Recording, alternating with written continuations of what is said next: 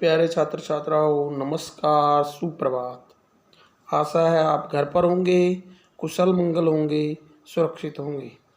हम ऑनलाइन शिक्षण कर रहे हैं और ऑनलाइन शिक्षण में हम आपको पढ़ा रहे हैं पाठ 6 इतिहास विषय +2 कक्षा का।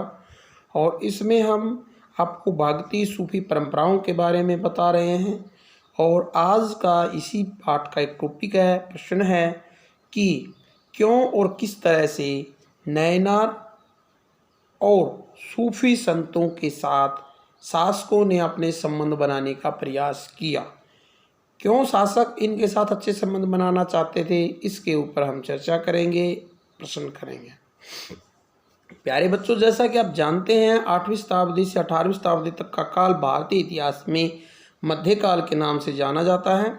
इसे सूफी भक्ति परंपरा का काल भी कहते हैं, क्योंकि इस काल के दौरान अनेक भक्ति परंपराओं, अनेक प्रकार की पूजा प्रणालियों, अनेक प्रकार के संप्रदायों, अनेक प्रकार के महान संतों का भारत की धरा पर उद्भव हुआ।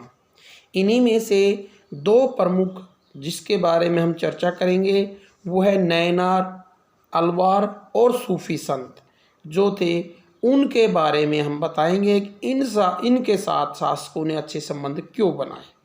नैनार, जैसा कि आप जानते हैं, पहले भी हमने आपको बताया, दक्षिण भारत में वो संप्रदाय था, वो संप्रदाय के संत थे जो कि भगवान शिव को अपना आराध्य मानकर उसकी पूजा अर्चना करते थे और शिव को सर्वश्रेष्ठ देवता मानते थे। उन्होंने शिव के मंदिर बनवाए, शिव के अनेक आश्रय स्थल, धार्मिक स्थल बनाए और इसलिए उन्हें नैनारों के नाम से जाना जाता है। नैनार तमिलनाडु में विशेष रूप से लोकप्रिय हुए और तमिलनाडु में तमिल भाषा में उन्होंने अपना प्रचार और प्रसार किया।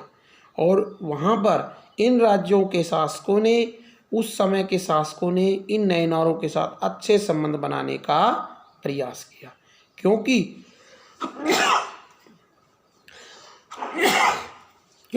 इन शासकों ने दक्षिण भारत के उस समय के जो सरदार होते थे और जो शासक होते थे, उन्होंने इनका पल्लव, पांडे, चोर आदि शासकों ने इनके साथ अच्छे संबंध बनाए। इन शासकों ने उस समय के जो सरदार होते थे, उनके जो स्थानीय व्यापारी होते थे, उन्होंने जैन और बौद्ध धर्म के साथ अच्छे संबंध बनाए, क्योंकि व्यापारिक वर्ग और जो जैन धर्म को ज़्यादा अपनाया और शांति प्रिय लोगों ने बौद्ध धर्म को ज़्यादा अपनाया। लेकिन बाद में धीरे धीरे नैनारों और अलवारों को बाद के जो शासक हुए उन्होंने विशेष सम्मान व स्थान दिया। 9वीं शताब्दी से 13वीं शताब्दी के दौरान जब दक्षिण भारत में चोल साम्राज्य का उद्भव हुआ तो उन्होंने ब्राह्मणीय पद्धति व भक्ति परंपराओं का समर्थन किया और उन्होंने विष्णु तथा शिव के मंदिरों के निर्माण में अनुदान दिए। चिदम्बरम, तंजावुर और गंगे चोलपुरम जो विशाल शिव मंदिर हैं, उन्होंने चोल शासकों के सहयोग से इनको बनाया गया था। यहाँ पर काशी की शिव की मूर्तियाँ और भव्य सजाई हुई मूर्तियों का निर्माण किया गया। नैनार संतों के साथ वेल्लार कृषकों ने भी अच्छे संबंध बनाए जो उच्च वर्ग से संबंध रखते थे।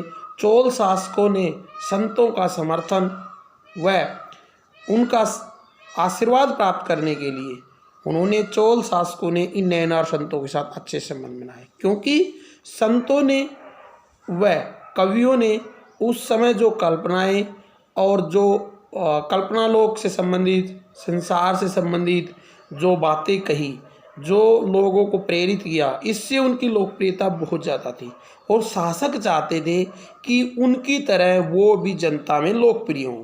इसलिए उन्होंने इन संतों के साथ मित्रता बनाकर इनसे अच्छे संबंध बनाने का प्रयास किया, और उन्होंने इन संतों को विशेष सम्मान दिया, उनके मंदिर बनवाए। शासकों ने शैव भजनों को तमिल भाषा में संकलित करवाया और तवरम नामक एक व्यवस्था की, तवरम नामक एक पुस्तक की रचना करवाई। शासकों ने नैनार संतों के भजनों को ग्रंथ में संकलित करने के साथ साथ उन्हें गाने की व्यवस्था भी की और प्रांतक प्रथम ने संत अपार समंदर और सुंदरार को, संत अपार समंदर और सुंदरार के भव्य धातु की प्रतिमाएं बनाकर मंदिरों में स्थापित की और उन्हें प्रतिवर्ष उन मंदिरों में उनकी जुलूस निकालकर पूजा अर्चना भी की, ताकि लोग जितने संतों को प्रेम करते हैं उतने ही शासकों के प्रति भी प्रेम करें। इसी भावना को लेकर इन शासकों ने नैनार के साथ मित्रतापूर्ण संबंध बनाए। अब आता है सूफी संत। सूफी संत भारत में मुस्लिम धर्म के महान सिलसिलों के महान संत हुए जो भारत में आए। 12 सिलसिले हुए थे इस्लाम में।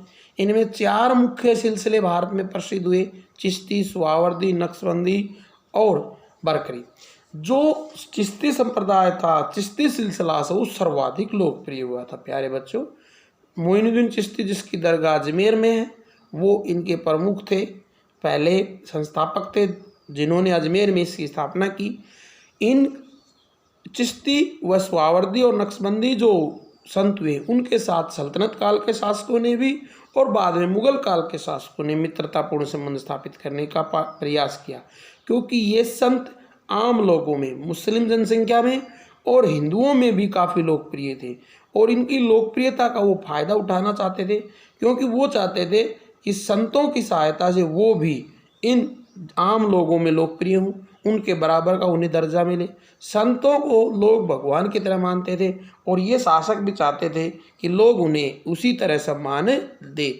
इसलिए उन्होंने इनके साथ मित्रतापूर्ण संबंध स्थापित करके लोगों में लोकप्रियता प्राप्त करने का प्रयास किया तथा इन संतों का आशीर्वाद और जन समर्थन भी अपने साम्राज्य के लिए बनाए रखने का प्रयास किया।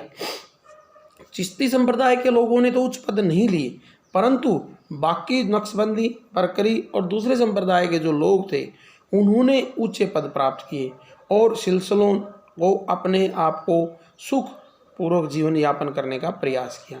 इन शासकों ने इनके साथ अपनी सत्ता को सुदृढ़ बनाए रखने के लिए संबंध मधुर बनाए और सूफी संतों को आम जनता में जो पूजा होती थी उनकी, उसी पूजा का वो फायदा उठाना चाहते थे, क्योंकि वो गरीबों में काफ़ी लोकप्रिय थे।